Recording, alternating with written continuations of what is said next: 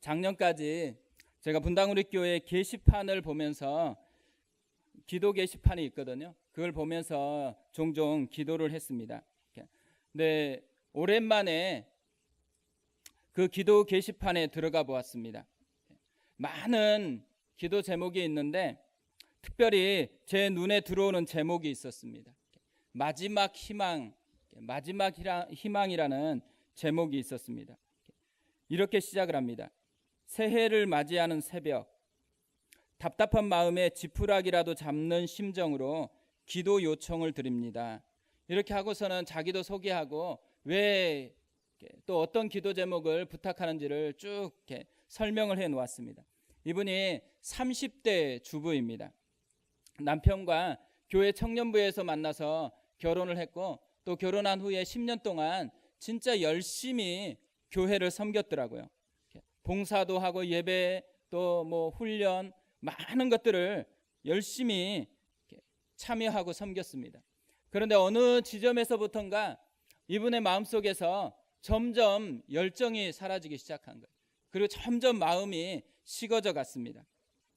그래서 마음이 식어지다 보니까 예배도 힘들어지고 봉사는 이미 내려놓았고 그런 채로 이제 계속 가고 있으면서 지금 이 기도 제목을 쓸 때에는 모든 걸 하기 싫은 거예요. 예배도 가기 싫고 다 하나님께로부터 멀어져 가고 싶은 거죠. 그래서 이분이 어디서부터 무엇부터 잘못되었는지 모르겠습니다. 이렇게 표현을 했습니다. 그러면서 이렇게 마무리를 합니다. 사실 좀 무서워요. 우리 아이들에게 미안하고 누구도 미워할 의욕조차 없어요. 아무것도 할 힘이 전혀 없어요. 기도하라고 하겠죠. 전 또 싫다고 하겠죠. 예배드리라 하겠죠. 전 드려봤지만 달라지지 않았다고 하겠죠. 사람들은 회복하지 못하는 저희에게 슬슬 지쳐 그렇게 나가 떨어지겠죠. 관심을 끊겠죠. 그래서 덩그러니 저희 둘만 남겠죠. 그러다 오롯이 혼자가 되겠죠. 아무런 기대감도 설레이는 마음 없이 2018년이 시작됐네요. 그리고 마지막 지푸라기라도 잡는 심정으로 이 새벽 글을 남깁니다. 이 글을 보는데 진짜 마음이 아프더라고요. 옆에서 이분 도와주기 위해서 예배 드려봐라, 좀 기도해봐라 이렇게 하는데 아무 도움이 안 돼요. 오히려 그것이 더 힘겨움을 주는 거예요. 이거 보면서도 교회에서 성도들 대할 때 그분의 영혼을 좀 볼 수만 있다면, 껍데기가 아니고 진짜 영혼을 좀 도와주는 그런 사역자로, 그런 교회로 그렇게 세워졌으면 좋겠다. 그런 마음이 정말 간절하게 일어나더라고요. 특히 마지막에 있는 마지막 지푸라기라도 잡는 심정으로, 이 표현이 진짜 오래도록 마음에 울렸습니다. 이 게시판을 보면요, 진짜 많은 사람들이 현실적인 자기 기도 제목들을 많이 남겨놨어요. 그리고 그 현실적인 문제들이 진짜 심각한 것들이 많아요. 암도 있고 백혈병도 있고 진짜 심각한 것들이 많은데 외적으로 보면 이 부분은 심각한 게 없어요. 남이 볼 때는 진짜 심각한 것이 없는데 내면적으로 보면 이 부부가 제일 심각해요. 영적으로 보면 이 부부가 암 환자보다도 훨씬 더 심각하게 느껴져요. 그러니까 어떤 면에서는 착각할 수 있겠다 이런 생각이 드는 거예요. 제가 목회를 하다가 껍데기에 있는 모습을 이렇게 번지르르 하다 생각하니까 내면 세계는 썩고 있는데 영혼은 진짜 병들어서 허덕이고 있는데 근데 그걸 못 보고 그냥 껍데기만 보고 그렇게 목회를 할 수 있겠구나 이런 생각이 참 많이 드는 거예요. 진짜 잘 도와줄 수 있는 그런 게 교회 가운데 정말 필요로 하는구나 이런 생각이 참 많이 들었습니다. 사실 진짜 많은 분들이 마지막 지푸라기를 잡는 심정으로 그렇게 살아가고 있는 것 같아요. 그러니까 교회에서도 그렇고 또 실제로 만났던 분들 이렇게 생각해 보면 그분들이 진짜 그 기도 제목은 그분이 마지막 지푸라기를 붙들고 내놓는 그런 기도 제목이었겠구나, 이런 생각이 참 많이 들었습니다. 오늘 설교를 준비하면서 이게 계속해서 제 마음에 있었던 이유가 뭐냐면요, 오늘 본문에 등장하는 이 나병 환자, 이 나병 환자는요, 어떻게 보면 진짜 마지막 지푸라기를 붙들 수밖에 없는 그런 현실에 놓여 있는 사람이에요. 다른 어떤 사람보다도 이 사람은 외적으로도 내적으로도 진짜 마지막 지푸라기가 아니면은 아무 소망이 없는 그런 사람이거든요. 오늘 이 말씀을 통해서, 이 나병 환자를 통해서 하나님께서 우리가 생각하고 있는 마지막 지푸라기, 각각 뭔가를 생각하고 있을 거잖아요. 야, 나는 이게 진짜 마지막 지푸라기다, 이렇게 생각하고 있을 건데, 그 지푸라기하고 오늘 성경이 말씀하고 있는, 또 우리에게 성경이 보여주고 있는 지푸라기가 같은 건지 아니면 좀 차이가 있는지 한번 살펴보았으면 좋겠습니다.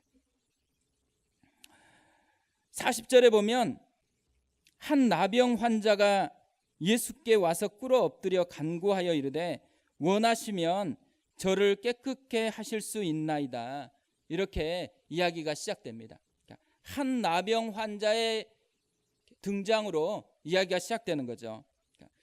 이 나병이라는 질병이 요즘에는 그렇게 우리에게 가까이 있지 않는 질병입니다. 저는 고향이 순천이거든요. 제가 고등학교 2학년 때 처음 교회를 갔는데, 교회에서 첫 번째 MT를 갔던 곳이 어디냐면 여수 애양원이라는 곳입니다. 손양호 목사님이 나병 환자들을 섬겼던 곳이거든요. 그래서 거기 가서 처음으로 나병 환자를 만났어요. 이미 다 완치됐는데 눈이 없고 얼굴이 또 이렇게 막 문드러지고 손가락도 없고 이런 분들을 그때 처음 만났습니다. 나병이 주는 파괴력이요, 진짜 엄청나더라고요. 그렇게까지 심각하게 몸에 영향을 미치는지는 이때까지는 잘 몰랐습니다. 그런데 이런 나병이 주는 외적인 파괴력보다 더 심각한 파괴력이 어디에 있냐면 종교적인 영향력에 있습니다. 심리학 용어 중에 퍼스널 스페이스라는 용어가 있거든요. 우리가 어떤 모르는 사람이 갑자기 자기 준비도 안 했는데 훅 들어오면 그럼 굉장히 불편하잖아요. 그리고 자기는 사랑할 마음이 아직 준비 안 됐는데 막 너무 사랑한다 그러면 어떻게 돼요? 좋을 수도 있지만 굉장히 불쾌할 때가 있는 거죠. 그러니까 사람마다 자기가 좀 안전하게 생각하는 그런 거리, 마음의 거리, 그리고 심리적 공간이 있다 그래요. 그것을 퍼스널 스페이스라고 하거든요. 이 퍼스널 스페이스가 사람마다 다르고 또 나라마다 다르다고 합니다. 보니까 일본은 1.01m, 미국은 89cm, 남미는 81cm라고 합니다. 우리나라는 어디에 속할까요? 제가 개척교회를 해보니까 분당우리교회보다 우리 하늘꿈교회가 이 퍼스널 스페이스가 훨씬 더 넓을 것 같아요. 사람들이 오면 긴장하잖아요. 저도 저기서 예배 마치고 악수하려 그러면 묘한 긴장감이 있습니다. 그래서 야, 악수를 이게 손을 내밀어야 되나 말아야 되나. 저도 분당우리교회에서 할 때는 별로 그렇게 큰 고민을 안 했는데 여기서는 되게 조심스럽거든요. 그러니까 조심스럽다라는 게 뭐겠어요? 그러니까 퍼스널 스페이스가 굉장히 더 넓다라는 의미일 겁니다. 근데 성경에는 퍼스널 스페이스가 아니고요, 릴리전 스페이스가 있다고 합니다. 접촉을 하면은 함께 부정해서 정결의식을 해야 되기 때문에 그 부정케 하는 것과는 거리를 가져야 됐어요. 그래서 종교적인 거리가 있다고 얘기를 합니다. 나병은 상대방을 부정하게 하는 병이었어요. 그 종교적인 거리를 끊임없이 유지를 해야 되는 그런 병입니다. 랍비들은 이걸 더 구체적으로 이렇게 적용하기 위해서 이 거리를 몇 미터로 했냐면 30m 이상, 30m 범위 내로 나병 환자가 들어오면 안 돼요. 나병 환자가 30m 범위로 들어왔다 그러면 어떻게 해야 돼요? 유대인들은 정결례식을 다시 가서 해야 돼요. 또 심지어는 이제 바람이 이렇게 불어가지고 향기가 이렇게 나오잖아요. 그러면 바람이 부는 방향에 있었으면 30m보다 조금 넓혀 있어도 이미 영향을 받았다고 생각하고 정결의식을 행하는 그런 게 이제 이 나병 환자와 사람과의 관계였어요. 레위기 13장 45절 46절에 보면 나병 환자가 이 종교적인 거리를 유지하도록 하기 위해서 반드시 해야 되는 세 가지를 설명을 하고 있습니다. 나병 환자는 옷을 찢고 머리를 풀며 웃 입술을 가리고 외치기를 부정하다 부정하다 할 것이요 병 있는 날 동안은 늘 부정할 것이라. 그가 부정한즉 혼자 살되 진영 밖에서 살지니라. 첫 번째가 뭐냐면 나병 환자들이 옷을 찢고 머리를 풀어서 막 정신없는 사람처럼 그렇게 하는 거예요. 근데 이때 영화 보면은 유대인들이 주로 무슨 색 옷을 많이 입어요? 흰색 옷을 많이 입죠. 예수님이 항상 흰색 옷을 입고 등장하잖아요. 근데 나병 환자들은 무슨 색을 입어야 돼요? 검정색. 눈에 튀도록 시각적인 효과로 멀리서도 알아볼 수 있도록 머리도 풀고 또 이 검정색을 입고 옷도 찢어가면서 그렇게 보내야 되는 거예요. 두 번째로는 이 사람들이 청각적으로도 사람이 있으면 또 사람이 다가오면 부정하다 부정하다 이렇게 외쳐야 되는 거예요. 그러니까 생각해 보세요. 우리가 조금 자기 자신에게 무슨 약점이 있거나 그리고 어떤 병이 있거나 그러면 다 숨기려고 하잖아요. 다 숨기는 게 사람의 본능인데 이 나병은 숨길 수가 없어요. 그냥 부정하다 부정하다고 내가 나병 걸렸다라고 그냥 다 자랑하고 그렇게 다녀야 되는 겁니다. 세 번째로는 이 나병 환자들은 아예 가족을 떠나서 진영 밖에서 살아야 됐습니다. 그러니까 진영 밖에 산다라는 것은 사회적이나 또 종교적인 모든 욕구에서 그런 혜택에서 사라졌다라는 거거든요. 가족과의 사랑, 진짜 사랑을 누려야 되잖아요. 다른 사람은 다 헤어져도 최후 보루가 가족과 함께하는 거잖아요. 아프면 훨씬 가족이 생각났을 거예요. 근데 이 가족에게도 버림을 받습니다. 그리고 은혜의 통로인 예배를 드려야 되잖아요. 그런데 진영 밖에서만 지내야 됐다라는 거죠. 이런 속에 살고 있으니까 만약에 이제 한 사람이 자기 진짜 가족이 보고 싶은 거예요. 그러니까 자기 진짜 가족이 보고 싶어가지고 몰래 그 마을로 들어왔다고 생각해 보세요. 그러다 발각이 됐어요. 그럼 어떻게 될까요? 맨 먼저 본 사람이요 돌을 들어가지고 그 사람을 쳐서 죽여도 되는 게 나병 환자였어요. 이 사람을 보면 우리는 굉장히 심플하잖아요. 나병 환자가 이렇게 시작하니까 별것도 아닌 그런 모습 같지만 이 나병 환자는 진짜 마지막 지푸라기 없으면 살 수 없는 사람이에요. 진짜 힘겨운 사람이거든요. 근데 이 사람이 붙들었던 그런 절박함 속에서 그가 붙들었던 마지막 지푸라기가 뭔가, 이게 오늘 본문이 우리에게 던져주는 메시지입니다. 그가 붙들었던 지푸라기가 뭐냐면 첫 번째로 예수님께 마음을 드리는 것이었습니다. 사랑하면 사랑하는 사람에게 기대하는 게 한 가지밖에 없어요. 돈을 기대하거나 뭐 사회적 지위를 기대하거나 이런 게 아니잖아요. 마음을 기대합니다. 마음. 하나님도 우리를 사랑하기 때문에 하나님이 줄기차게 우리에게 요구하는 것은 딱 하나예요. 마음입니다. 그래서 제일 큰 계명을 뭐라고 얘기하냐면 내 마음을 다하고 목숨을 다하고 뜻을 다하여 주 너의 하나님을 사랑하라 하셨으니, 마음을 다하고 목숨을 다하고 뜻을 다한다라는 것을 합치면 무슨 말이겠어요? 네 마음을 달라는 거예요. 너의 마음을 좀 다오. 요즘 기도할 때마다 제가 붙들고 기도하는 말씀이 있거든요. 예레미야 33장 3절 말씀입니다. 너는 내게 부르짖으라. 내가 내게 응답하겠고 내가 알지 못하는 크고 은밀한 일을 내게 보이리라. 예레미야에게 주신 하나님의 약속이거든요. 이 약속을 보면 하나님의 요구가 있어요. 요구가 뭐냐면 너는 내게 부르짖으라. 너는 내게 부르짖으라. 이 말이 다르게 얘기하면 어떤 말이겠어요?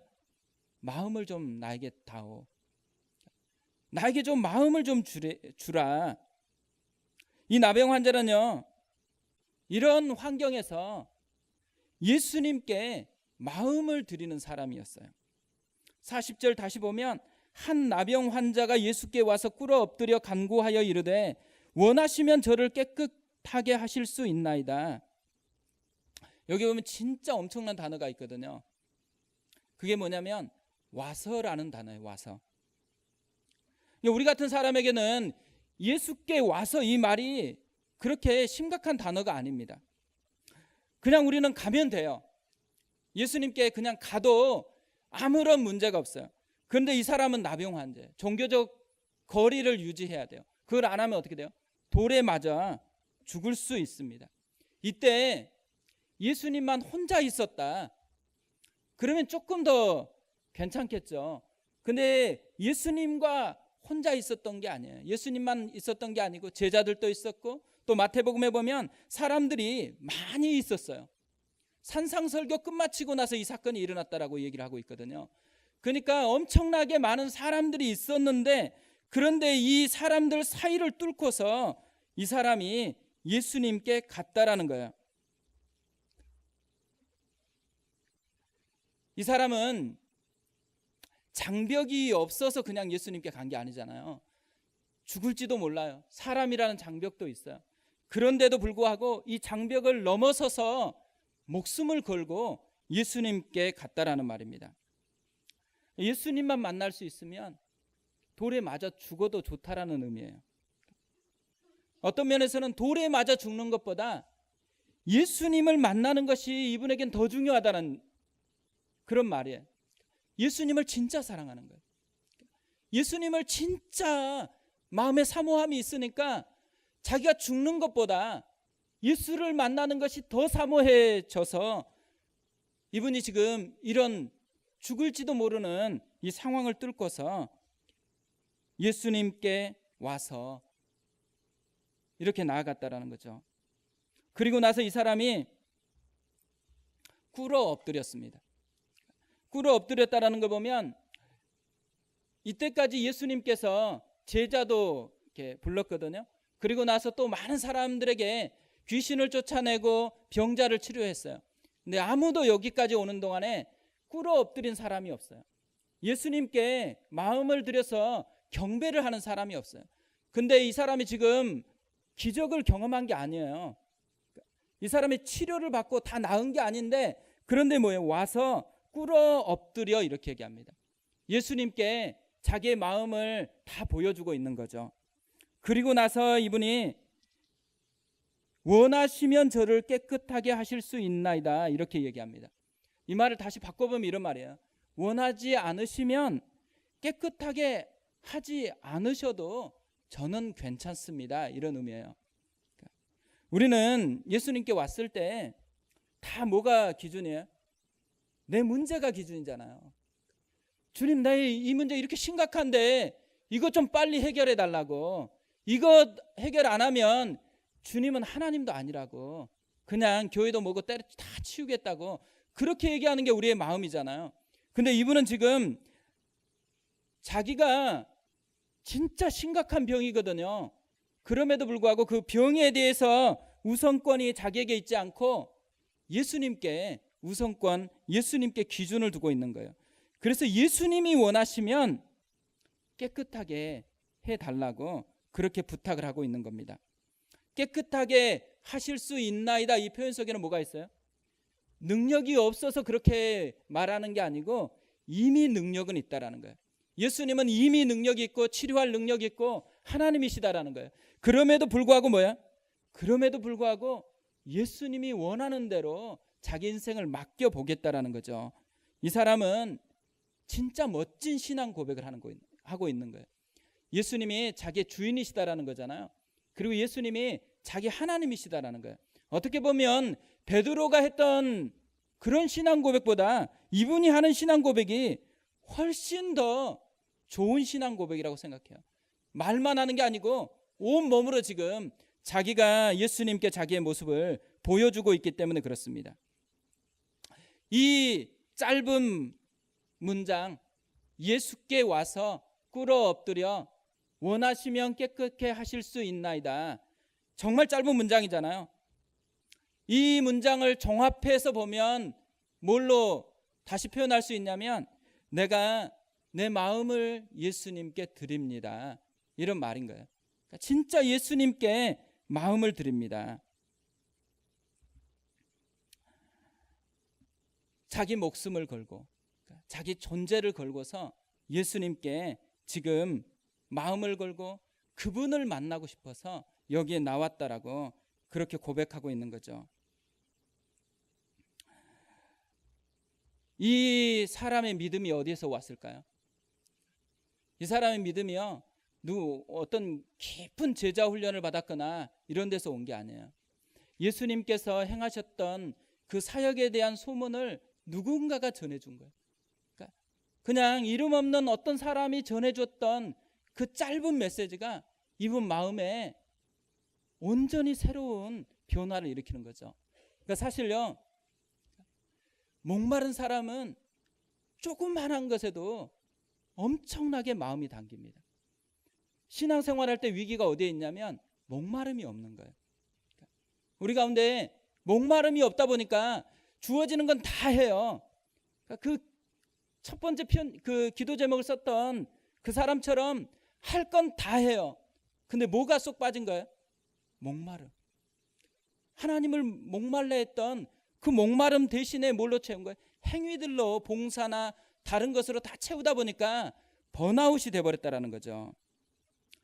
사실 여기 나병 환자는 한 분도 안 계시거든요. 나병 환자라는 것은 이 1873년에 노르웨이 의사였던 한센이라는 분이 이 균을 발견했어요. 그래서 한센병이라고 하거든요. 근데 이 병의 가장 뚜렷한 특징이 뭐냐면 사람의 감각이 죽어버리는 거예요. 그러니까 이 통증을 느끼는 감각이 죽는 겁니다. 그래서 이게 막 썩어지고 이렇게 하는 것은 이 균 때문에 썩고 손이 떨어져 나가고 그런 게 아니에요. 이 균이 감각을 잃어버리게 하니까 어디 아픈지, 뭐가 병이 들었는지 이걸 모르는 거예요. 그러다가 이제 이 다른 병균에 다 감염이 돼가지고 피부가 문드러지고 썩고 또 손가락이 떨어져 나가도 그래도 아프지 않으니까 그냥 그렇게 지내버리는 그런 부분이죠. 나병은요, 영적 감각이 그러니까 감각이 상실된 거잖아요.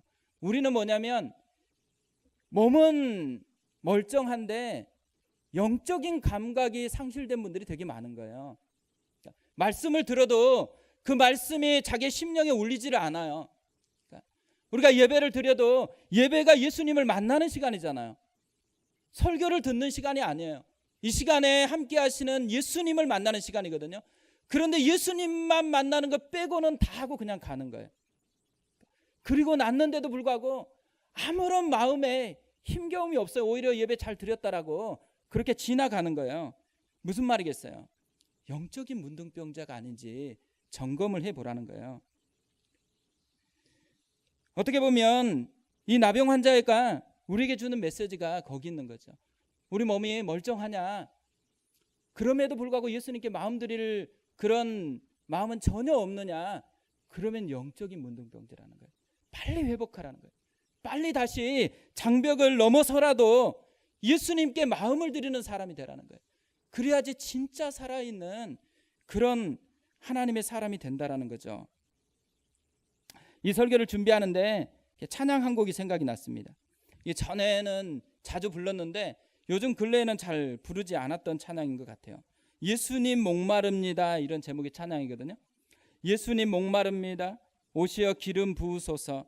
주님을 사모합니다. 오셔서 채워주소서. 성령의 불로 성령의 불로 임하소서. 임하소서. 성령의 불로 기름 부으소서. 기름 부으소서. 2절에 보면 불같은 사랑 드립니다. 나의 간구를 들으소서. 이 세상 어느 것보다 주님을 의지합니다. 성령의 불로 성령의 불로. 2절에 있는 불같은 사랑들입니다. 나의 간구를 들으소서. 이 세상 어느 것보다 주님을 의지합니다. 어떻게 보면 설교를 준비하다가요, 이게 남에게 주는 설교는 아닌 것 같아요. 하나님께서 저한테 원하는 거, 불같은 사랑 드립니다. 나의 간구를 들으소서. 이 세상 어느 것보다 주님을 의지합니다. 너 옛날에 이렇게 고백했잖아. 너 옛날에 찬양할 때 이 찬양 많이 부르면서 하나님, 내가 주님께 마음을 드립니다. 하나님만 사모합니다. 그렇게 했잖아. 근데 왜 너 지금 이것보다 다른 데 관심이 더 많으니? 예배를 준비하다가 저쪽에 뒤에서 기도하다가 가끔씩 눈을 뜨기가 싫어요. 왜냐하면 사람이 몇 명 오는지 되게 신경이 쓰여지더라고요.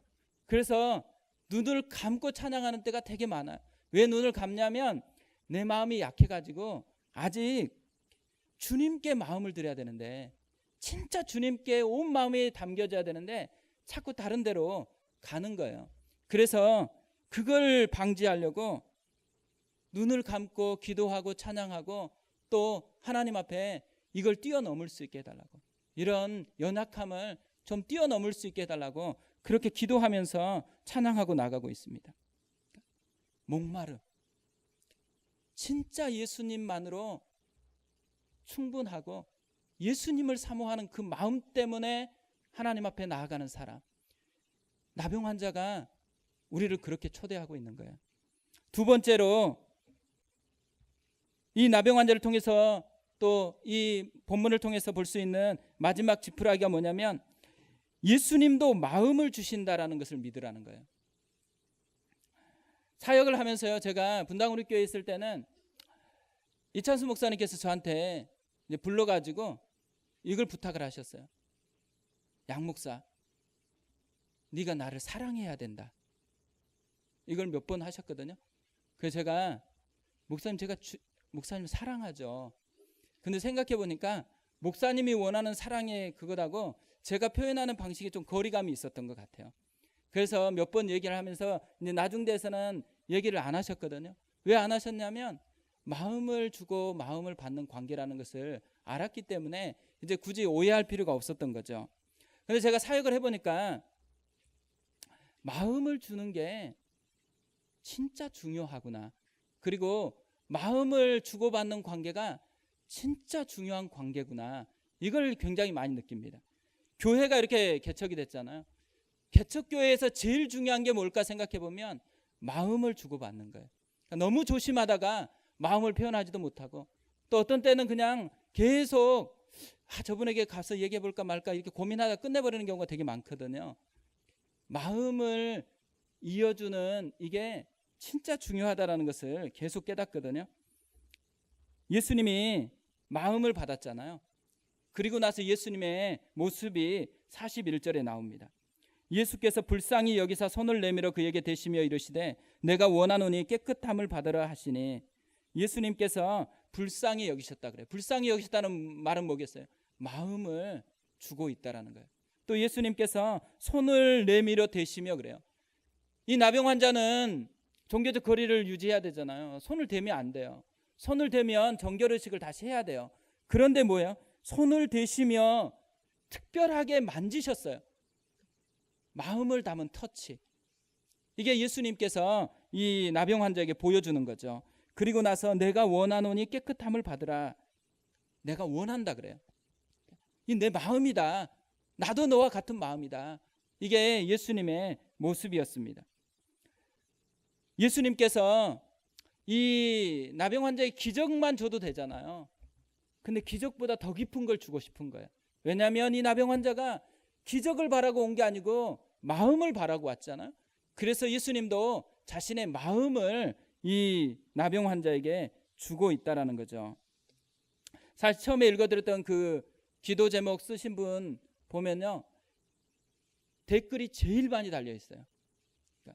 그 댓글 중에 제가 쭉 보다가 이 댓글이 참 마음이 와닿아서 이렇게 적어왔는데요. 너희도라는 분이 이런 댓글을 남겼어요. 그걸로는 이만큼 힘들면 안 되는 거야? 아닙니다. 충분합니다. 본인이 힘들면 힘든 겁니다. 우리들은 사람 속을 모르기에 공연한 조언만 하는지도 모릅니다. 며칠 있으면 기독교인이 된 지 3년이 되는 50대입니다. 남을 위해 간절히 기도한 적도 거의 없는 인간이랍니다. 그렇게 신앙은 후배지만 인생 선배로 한 말씀 드립니다. 지난 가을 이후로 밑도 끝도 없이 미끄러져 내릴 때가 있더군요. 제게 가장 소중한 성경 한 구절이 간신히 버팀목이 돼 주었습니다. 10분이라도 마음을 다하여 성경을 읽으면 그제야 힘이 좀 생기더군요. 그렇게 몇 번을 넘기면 하루는 지나갑니다. 소망도 끊기고 어떤 도움도 느낄 수 없을 때, 바로 그때 오직 주님만이 아시는 손길을 내미실 것으로 믿습니다. 자매님 부부를 위해 간절히 은혜를 구하겠습니다. 이분이 예수 믿는 지 3년째 되는 진짜 완전한 초신자세요. 이분이 신앙의 후배여서 인생 선배로 이렇게 댓글을 남겼다 이렇게 얘기하고 있지만, 제가 이 댓글을 보면서 이분이 그냥 인생 선배로서 댓글을 남긴 게 아니에요. 진짜 신앙적인 경험이 있기 때문에 이 댓글을 남기는 거예요. 그래서 보세요. 제게 가장 소중한 성경 한 구절이 간신히 버팀목이 돼 주었습니다. 10분이라도 마음을 다하여 성경을 읽으면 그제야 힘이 좀 생기더군요.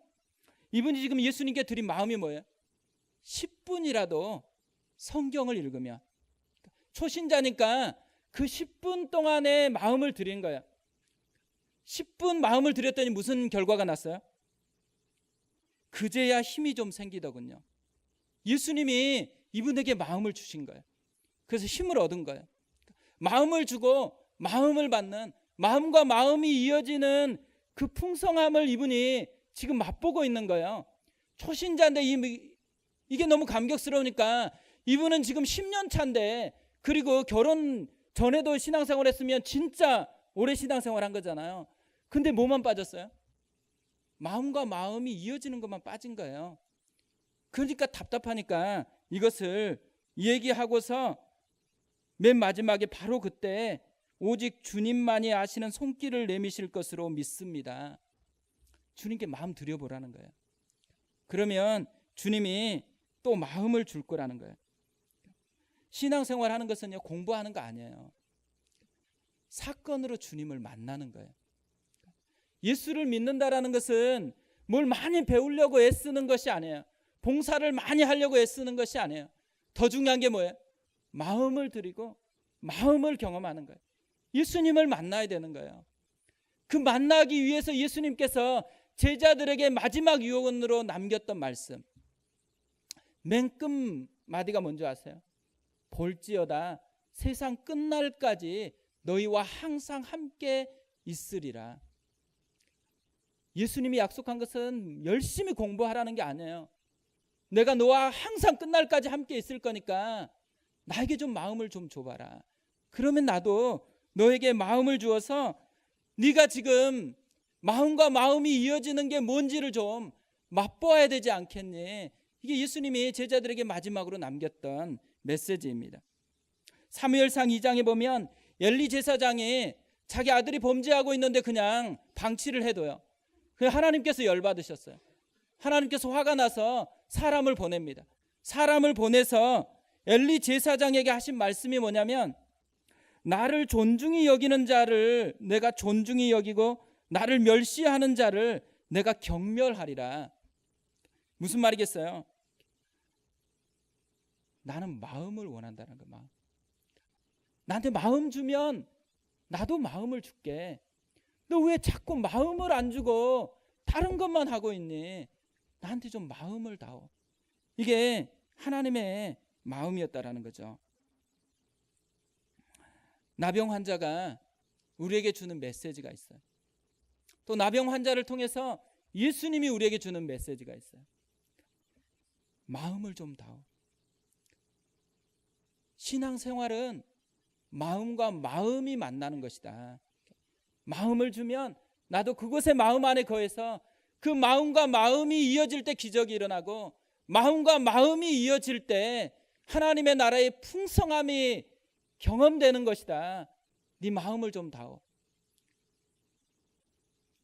결론을 제가 수요 예배 때 나누었던 이야기인데요. 어린 왕자에 나온 이야기입니다. 어린 왕자하고 여우가 만나는 장면이 있는데요. 여우가 자기를 좀 길들여 달라고 얘기를 합니다. 그러자 어린 왕자가 길들인다는 것이 뭔지를 몰라가지고 길들인다는 것이 뭐니 물어봅니다. 그러자 여우가 대답하는데 관계를 맺는 것이라고 얘기해요. 관계를 맺는 건 뭐니? 또 물어보니까 여우가 이렇게 대답을 합니다. 그렇단다. 내게 있어서 너는 지금 수많은 소년들 중 하나일 뿐이야. 그러므로 난 너를 필요로 하지 않아. 그리고 너도 역시 날 필요로 하지 않을 거야. 너에게 있어서 나는 수많은 여우들 중 하나일 뿐이니까. 하지만 내가 나를 길들인다면 우리는 서로를 필요로 하게 된단다. 너는 나에게 세상에서 단 하나뿐인 존재가 되는 거야. 나는 너에게 세상에서 단 하나뿐인 존재가 되고, 세상에서 단 하나뿐인 존재가 되는 거, 그것이 마음을 주고 마음을 받는 관계가 된다라는 거예요. 이것을 여우는 관계를 맺는 것이고 길들이는 것이라고 얘기를 했습니다. 훈련을 한다라는 게 뭐겠어요? 우리가 하나님 앞에서 계속 자라나고 계속 신앙생활 한다라는 게 뭐겠어요?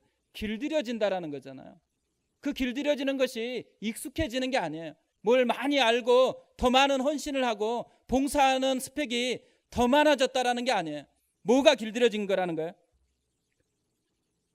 너가 나에게 단 하나뿐인 존재가 되는 거. 나도 너에게 단 하나뿐인 존재가 되는 거. 예수님은 지금 이 시간에 저한테도 그런다고 생각하고요. 우리에게 이렇게 말씀한다고 생각해요. 너 나에게 하나뿐인 존재다. 너도 좀 나를 하나뿐인 존재로 그렇게 좀 여겨주면 안 되겠니? 이번 한 주간에 이 울림이 좀 있었으면 좋겠습니다. 길들여진다라는 것은 단 하나뿐인 존재로 마음과 마음을 이어가는 존재로 그렇게 살아가는 것입니다. 그리고 그곳에 하나님의 샬롬이 임해요. 그곳에 하나님의 평강이 임해요. 가정도 마찬가지일 거예요. 마음과 마음이 이어져야지만 그곳에 샬롬이 있어요. 주님이 우리에게 마음과 마음이 이어지는 삶으로 초대하고 이 나병 환자를 통해서 우리가 그렇게 좀 나아가도록 도전하고 있는데, 이번 한 주간이 이 말씀이 계속 울려서 그걸 회복하는 그런 은혜가 있었으면 좋겠습니다.